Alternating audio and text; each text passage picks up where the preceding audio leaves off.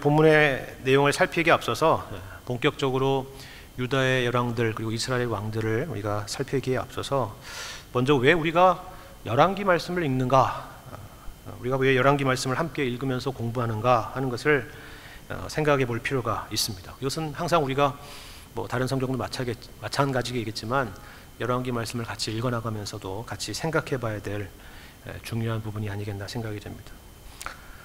우리는 조선 왕조도 잘 모르는데 조선 왕조의 열왕을 생각해 보라 그러면 저는 태종, 태세, 문단세 거기까지밖에 모르고 그렇습니다. 여러분 어디까지 아시는지 잘 모르겠습니다. 아니면 저희 가족의 족보도 잘 모르고 있는데 남유다나 북이스라엘의 이런 열왕들을 굳이 알아야 될 필요가 있는가, 그런 생각이 들죠. 다윗이나 솔로몬 정도면 모를까 그 이후의 왕들이 어찌 되었는지, 그리고 그것이 우리에게 그렇게 중요한 것인가 하는 그런 생각이 들 수도 있을 것입니다. 제가 어디 그 아티클을 보는데 우리가 왜 열왕기를 읽어야 되는가 하는 내용을 읽어본 적이 있습니다. 여러 이유들 한 17가지가 됐던 것 같은데 그 중에서 기억나는 3가지가 이런 것이었습니다. 첫 번째는 교회에서 이 열왕기는 거의 설교되거나 읽혀지지 않는 본문이기 때문이다, 이렇게 말했습니다. 일종의 그래서 이 성경 문맹을 퇴치하기 위해서라도, 극복하기 위해서라도 필요하다 하는 것입니다. 그럼 이해가 되시죠? 두 번째는 열왕기를 공부하지 않으면 구약 성경의 절반 이상이나 되는 그런 성경의 역사적인 그런 맥락을 놓칠 수가 있기 때문이다 라고 하는 것입니다. 사실 이 본문의 열왕기나 이런 역대기라는 것을 포함해서 이 시대와 같이 묶여있는 구약 성경을 다룬 것을 꼽자면 우리가 잘 아는 선지서 그리고 시가서들이 있습니다. 그렇기 때문에 이 해당 성경의 역사적인 맥락을 우리가 놓치면 단지 열왕기만이 아니라 이 성경, 구약 성경 전체에서 우리가 잘 이해될 수 없는 그런 성경이 구약에서 절반 이상이나 된다 하는 것입니다. 그렇죠? 그렇습니다. 세 번째는 우리가 열왕기를 공부하지 않으면 우리가 구속사적인 맥락을 이해하는 데 있어서 큰 공백이 생기리라 하는 것입니다. 아시다시피 창세기부터 요한계시록까지는 창조, 타락, 구속, 그리고 완성이라 하는 이 구속 역사적인 흐름을 갖고 있는 것입니다. 그런데 우리가 열왕기에 대한 이런 역사를 놓치게 된다면 이 구속 역사에 있어서 중심이 되는 예수 그리스도에 대한 이해에 있어서 커다란 공백을 갖게 된다 하는 것이죠. 실제로도 그렇죠.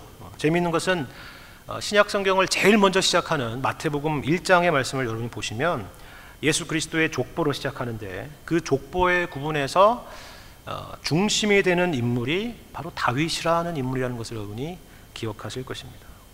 마태복음 1장 17절을 보면 그 족보들을 정리하면서 아브라함부터 다윗까지 14대요, 그리고 다윗부터 바벨론으로 사로잡혀 갈 때까지 14대요, 그리고 바벨론으로 사로잡혀간 후부터 그리스도까지 14대더라, 이렇게 정리하는 것을 보게 되죠. 바로 그러한 이유 때문입니다. 이 말씀은 이 아브라함에게 하신 약속은 다윗의 시대를 바라보고 있고, 그리고 선지자 나단을 통하여 다윗에게 하신 그 약속은 영원한 왕권 그리고 궁극적인 메시아를 바라보고 있는데, 다윗의 후손들, 그러니까 유다의 열왕들은 결국 거기서 다 빗나간 그런 사람들이라 결국 실패해서 왕조가 무너지고 또 바벨론의 포로로 끌려갔고 그랬는데, 그럼에도 불구하고 결국 마침내 하나님께서는 다윗에게 하신 그 언약에 신실하셔서 예수 그리스도를 보내주심으로 그 다윗의 후손, 영원한 왕으로 메시아로 우리에게 오셨다 하는 것을 가르쳐주고 있는 것입니다. 이런 의미에서 우리가 특별히 12월 크리스마스 시즌을 맞아서 열왕기 말씀을 살피는 것도 상당한 의미가 있으리라 라고 생각이 됩니다. 단지 유다의 열왕들에 대한 무슨 성경적인 지식이나 어떤 상식적인 차원에서 성경을 읽거나 아니면 어떤 본문에서 윤리적이고 교훈적인 교훈을 찾아내기보다는 더 본질적으로 본문에서 우리가 예수 그리스도의 오심의 의미가 뭔가 하는 것을 발견할 수 있어야 된다 하는 것입니다. 이런 의미에서 오늘 본문 말씀을 한번 살펴보도록 그렇게 한번 하죠. 1절 말씀을 보시면 이렇게 말씀하고 있습니다. 느밧의 아들 여로보암 왕 18째 해, 여기 여로보암은 북이스라엘의 왕이죠. 아비암이 유다 왕이 되고 예루살렘에서 3년 동안 다스리니라. 그의 어머니 그의 어머니의 이름은 마아가요 아비살롬의 딸이더라. 이렇게 설명하고 있죠. 열왕기에서 이 열왕을 소개할 때 일반적으로 사용되는 그 포뮬러라 그러죠. 공식입니다. 이 틀에서 맞춰서 이제 항상 설명하는 그 틀이 있습니다. 근데 역대기와는 달리 이 열왕기에는 상대방 나라의 왕조에 누구 때에 등극하게 됐는가 하는 것을 이렇게 교차적으로 소개를 하는 경우로 등장을 합니다. 그리고 재임 기간과 그리고 가족 관계에 대한 설명을 간략하게 설명하는 것입니다. 그냥 넘어갈 수도 있지만 사실 여기서 우리가 주목해야 될 몇 가지 부분이 있습니다. 하나는 뭐냐면 그 이름입니다. 아비얌이죠. 아비얌, 유다왕 아비얌. 아비얌이라고 되어 있는데 이 동일한 역사를 기록하고 있는 역대하의 기록을 보면 그 이름이 아비얌이 아니고 아비야라고 되어 있습니다. 아마 여러분도 아비야라는 왕이 더 익숙할 겁니다. 아비얌이라는 이름보다. 근데 이게 우리 단어로는 미음 하나 차이인데요. 의미상으로 보자면 엄청난 차이가 있습니다. 왜 그런가? 그러니까 아비야라는 이름의 뜻은요. 아비 그러면 우리도 많이 똑같이 만국 공통이죠. 아비 무슨 뜻이겠습니까? 아버지란 뜻이죠. 아버지. 그리고 야는 우리가 야훼 할 때 바로 그 야훼입니다. 하나님이란 뜻을 갖고 있습니다. 다시 말해서 아비야라는 말은 나의 아버지는 야훼라, 나의 아버지는 하나님이라 하는 그런 의미를 갖고 있는 것이죠. 긍정적이고 경건한 이름이죠. 그런데 이 본문의 아비얌은 미음 하나만 더 추가됐을 뿐인데 전혀 다른 이름이 됩니다. 아비는 똑같습니다. 말씀드린 것처럼 아버지라 하는 뜻이지만 얌이라는 것은 당시 이 서부 가나안 족속들이 섬기던 바다의 신의 이름이기 때문에 그렇습니다. 종합하자면 아비얌이라는 것은 나의 아버지는 얌이라 하는 것입니다. 나의 아버지는 바다의 신이라 하는 뜻이 되는 겁니다. 벌써 이 이름부터가 심상치가 않죠. 아비얌이라고 소개되는 것부터가. 그리고 2절에 그의 어머니의 이름은 마아가라 이렇게 되어 있습니다. 그리고 마아가는 아비살롬의 딸이라 했습니다. 이 아비살롬이라는 것은 여러분이 아시다시피 다윗의 아들 그 압살롬을 말하는 것입니다. 다시 말해서 이 아비얌의 아버지인 르호보암의 부인이 압살롬의 딸 마아가였다 하는 것이죠.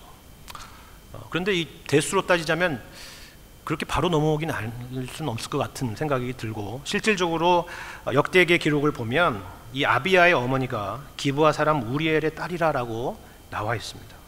이게 어떻게 된 것이냐면 종합해 보자면 실제로 이 마아가는 압살롬의 딸이 아니라 압살롬의 손녀였던 것입니다. 그런데 사실 성경에는 이처럼 아들이나 딸이라는 표현을 광범위하게 사용하죠. 이것이 바로 그런 케이스인 겁니다. 우리도 사실 딸이라는 표현을 꼭 나의 바로 아래의 딸 이런 식으로 표현하는 것만이 아니라 뭐 조카 딸이랄지 혹은 손녀 딸이랄지, 사실 딸이 아니고 손녀인데 이렇게 표현하는 경우가 있지 않습니까? 그런 의미처럼 그런 식으로 지금 표현하고 있는 것입니다. 그러면 이렇게 표현하고 있는 이유가 뭔가?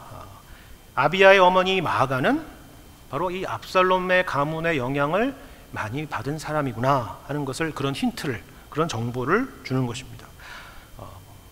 압살롬의 그러면 반역의 기운을 물려받았다는 것인가? 그런 의미가 아니라 압살롬은 어떻게 해서 태어나게 된 그런 사람이냐면 다윗과 이방 왕이었던 그술 왕 달메의 딸 마아가 사이에서 낳은 아들이었다는 것을 간접적으로 알려주는 것입니다. 유다의 유다 사람끼리 결혼해서 낳은 아들이 아니라 이방 그술 왕의 딸이었구나라는 것을 알 수가 있는 거죠. 그럼 이런 정보들은 어떤 의미가 있느냐? 바로 이 아비얌의 아버지 선대왕인 르호보암에 대해서도 설명하는 14장의 바로 앞장에 있는 14장의 후반부에도 이와 같은 내용을 강조하는 것을 여러분 볼 수가 있습니다. 르호보암의 사적을 정리하는 14장 21절부터 31절의 이 내용을 보시면 그 시작과 끝에 동일한 내용이 반복되는데, 그 내용이 바로 그의 어머니의 이름은 나아마였는데 그는 암몬 사람이었다 하는 것입니다. 사실 우리 조선시대 역사에서도 흔히 볼 수 있지만 왕은 일부일처인 경우가 극히 드물고 그런 일은 거의 없고, 대부분 여러 비위와 또 후궁들이 있어서 일반 가정처럼 그 자녀들을 일일이 가까이에서 보살피기 어려운 면이 있다는 걸 여러분 잘 짐작하실 것입니다. 그러면 당연히 그 누구보다도 누구의 영향을 가장 많이 받게 되느냐 하면 아버지의 영향을 받기보다는 어머니의 영향을 많이 받게 되는 것이 사실입니다. 여러분 사극을 보셔도 그 아들이 어머니의 어마마마의 영향을 많이 받죠. 그렇죠. 그런 것과 같은 것입니다. 르호보암도 아비야도 당연히 그랬을 터인데 그 어머니가 공교롭게도 이방 여인들이라 그들이 섬겼던 신들과 문화에 자연스럽게 노출이 되었고 또 그 영향을 상당히 받았을 것이라는 것을 이 1절과 2절의 두 절의 말씀을 통해서 예상할 수 있다 하는 것입니다. 아비야가 아비얌으로 불러졌다는 것이 바로 그런 의미를 내포하고 있다는 것을 우리가 이 말씀을 통해서 확인할 수가 있는 것입니다. 그렇기 때문에 자연스럽게 3절의 말씀을 보시면 아비암이 그의 아버지가 이미 행한 모든 죄를 행하고 그의 마음이 그의 조상 다윗의 마음과 같지 아니하여 그의 하나님 여호와 앞에 온전하지 못했다라고 설명되고 있는 것입니다. 그 아버지 르호보암과 이 아들 아비암의 길이 다르지 않았다 하는 것입니다. 그렇다면 구체적으로 그 아버지가 행했던 일은 무엇인가? 그것이 바로 앞장에 있는 그 14장 22절 이하의 말씀에 이렇게 설명하고 있습니다. 14장 22절을 보시면 유다가 여호와 보시기에 악을 행하되 그의 조상들이 행한 모든 일보다 뛰어나게 하여 그 범한 죄로 여호와를 노엽게 하였으니 이는 그들도 산 위에와 모든 푸른 나무 아래에 산당과 우상과 아세라상을 세웠습니다.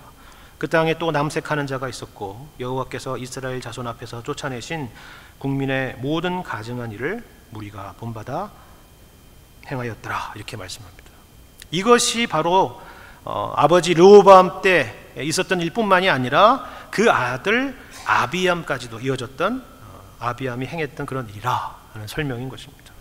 그리고 또 오늘 본문의 6절과 7절의 말씀을 보시면 아버지 르호보암과 여로보암 사이에 사는 날 동안에 전쟁이 있었던 것처럼 마찬가지로 그 아들 아비암과 여로보암 사이에도 그 부친과 동일하게 계속 남북 간에 내전이 있었다 하는 것을 기록하고 있는 것입니다.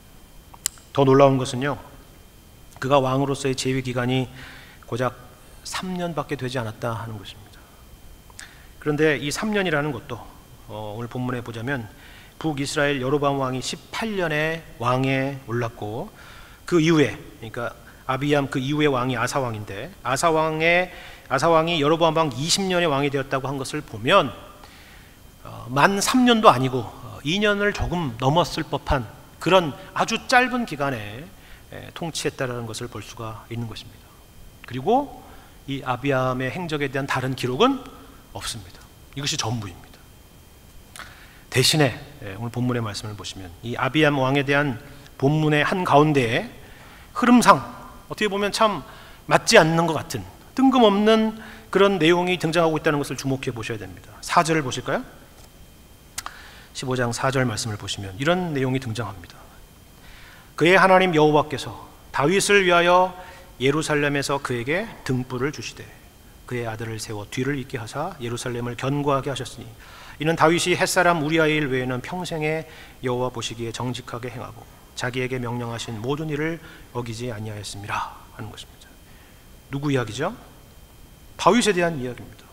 갑자기 다윗에 대한 이야기가 등장하고 그에 대한 평가가 등장하는 것입니다. 지금 유다의 네 번째 왕 아비암에 대한 이야기를 하고 있는데 갑자기 이 다윗에 대한 이야기가 불쑥 드러나고 있는 것입니다. 본문의 아비암에 대한 행적에 대한 기록은 고작 이 2절 정도밖에 되지 않았는데 오히려 이 다윗에 대한 이야기가 이처럼 분량으로나 위치로나 중요성으로나 아주 중요한 자리를 차지하고 있는 것입니다. 여러분, 이것은 무엇을 의미하는 것일까요? 이것이 사실 바로 오늘 본문의 말씀이 우리에게 하고자 하는 바로 그 메시지인 것입니다. 성경은 아비야가 왕위에 올라가지고 2, 3년 남짓한 그 기간 동안에 무엇을 행했는가 하는 것에는 별로 관심이 없습니다. 그것이 중요한 것이 아닙니다. 7절을 보면 그런 이야기가 궁금하면 유대왕 역대 지략을 참고해보라, 그냥 그렇게 설명하고 있는 것, 그렇게 설명하고 있죠. 핵심은 이것입니다.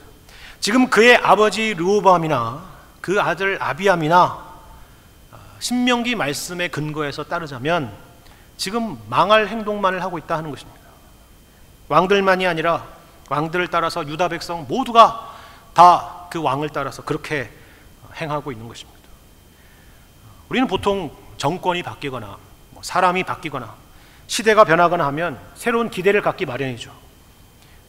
선대 때는 그랬더라도 이번에는 다를 것이다. 지금은 그러더라도 다음은 다를 것이다. 그런 생각을 하죠. 이제 다른 세상이 올 것이다. 이제 뭔가 좋아질 것이다. 그런 생각을 하는 것입니다. 르호보암의 아들, 그 이름이 뭐였다고요? 아비야였습니다. 아비야. 나의 아버지는 야훼시다. 얼마나 큰 기대를 갖게 하는 그런 이름입니까? 그러나 결과가 어땠다고요? 이와 같았다는 것입니다. 그 아버지가 이미 행한 모든 죄를 행하고 그의 마음이 그의 조상 다윗의 마음과 같지 아니하여 그의 하나님 여호와 앞에 온전하지 못했다. 그리고 북이스라엘 여로보암 왕 사이에도 늘 그 아버지 때와 마찬가지로 전쟁이 있었다 하는 것입니다. 그렇다면 유다는 당연히 절망하고 또 망했어야 옳죠. 그러나 망하지 않았습니다. 그 뒤로도 아직 유다의 역사는 계속 이어져 나가고 있다는 것을 우리는 열왕기를 통해서 확인하는 것입니다. 망하지 않은 이유가 무엇인가? 그걸 추적하는 것이 사실 열왕기 기록의 중요한 목적인 것입니다.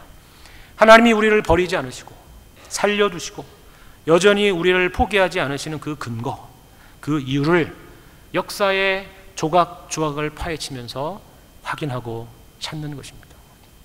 그 이유가 바로 여기 4절과 5절에 등장하고 있다 하는 것입니다. 갑자기 뜬금없이 등장하고 있는 이 다윗에 대한 이야기의 핵심이 있다 하는 것입니다. 사실 4절 앞에는 히브리어로 키라는 접속사가 있습니다. 키라는 것은 뭐냐면 왜냐하면 이런 뜻이고 혹은 그럼에도 불구하고 라는 뜻입니다. 여러분, 근데 우리 한글 성경 보면 그 접속사가 빠져 있죠. 그냥 앞에 절에 그냥 붙여져 있는 그런 내용으로 되어 있는데 사실 그게 중요한 것입니다. 그럼에도 불구하고, 왜냐하면, 그죠? 그 이유는 하나님께서 유다가 망하게 하시지 않는 그 이유는 그럼에도 불구하고 그의 하나님 여호와께서 다윗을 위해 등불을 주셨기 때문이라 하는 것입니다. 등불이라는 것은 하나님의 임재나 하나님의 통치의 연속성을 상징하는 것입니다. 다윗이 잘해서라는 그런 의미가 아니라 하나님께서 다윗에게 하신 약속에 언제나 신실하셨기 때문이라 하는 것입니다. 재미있는 것은 이 동일한 이 아비야 왕 시대의 일을 기록하고 있는, 말씀드린 것처럼 그 일을 기록하고 있는 역대하 13장의 말씀을 보시면 오늘 본문의 열왕기와는 달리 아비야를 아주 긍정적으로 묘사하고 있는 것을 볼 수가 있습니다. 시간 관계상 나누지는 못하겠지만 여러분이 나중에 꼭 한번 살펴보시기를 바랍니다. 근데 그 내용은 똑같은 아비야인데 이렇게 다르게 나와 있느냐 하는 게 아니라, 아비야가 잘나서가 아니라, 여기 열왕기에는 다르게 묘사하고 있는 것이 아니라 단 하나, 그 역대하에 등장하는 아비야는 하나님께서 다윗에게 맹세하신 그 언약을 붙잡고 있기 때문이었습니다. 그것이 전부였습니다. 다시 우리가 서두에 함께 나누었던 마태복음 1장의 이야기로 돌아와 보자면 이것이죠. 다윗의 후손 예수 그리스도의 오심은 마리아나 요셉이 소원했던 것도 아니고 이스라엘 백성들이 그럴 만한 자격이 있었던 것도 아니었다 하는 것입니다. 마태복음 1장 22절 23절 말씀은 이렇게 말씀하고 있습니다. 제가 읽어드리겠습니다. 이 모든 일이 된 것은, 이게 지금 천사가 나타나서 말하는 이야기죠. 이 모든 일이 된 것은 주께서 선지자로 하신 말씀을 이루려 하심이니. 이 모든 일이 된 것은 무엇 때문이라고요? 주께서 선지자로 하신 말씀을 이루려 하십니다. 하나님이 약속에 신실하시다, 바로 그 증거라 하는 것입니다. 그리고 이어지는 23절, 보라, 처녀가 잉태하여 아들을 낳을 것이요 그의 이름은 임마누엘이라 하리라 하셨으니 이를 번역한즉 하나님이 우리와 함께 계시다 함이라 하는 말씀입니다. 임마누엘, 주님이 약속으로 말씀하셨고 그 약속의 역사 가운데 항상 함께 하셨고 신실하셨다라는 그런 의미입니다.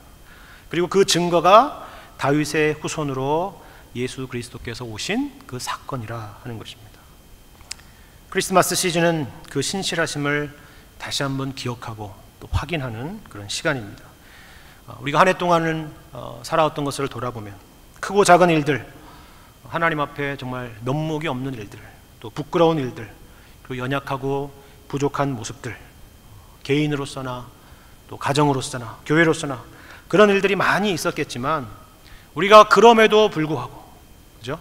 아까 히브리어로 말씀드렸던 키, 그럼에도 불구하고 낙심하지 않고 항상 다시 일어설 수 있는 이유가 여기에 있다 하는 것입니다. 하나님께서 다윗을 위해서 등불을 주셨고 또 역사 가운데 그 약속에 신실하셨고 그리고 마침내 예수 그리스도를 우리 가운데 영원한 왕으로 보내주셨음을 기억하시기를 바랍니다.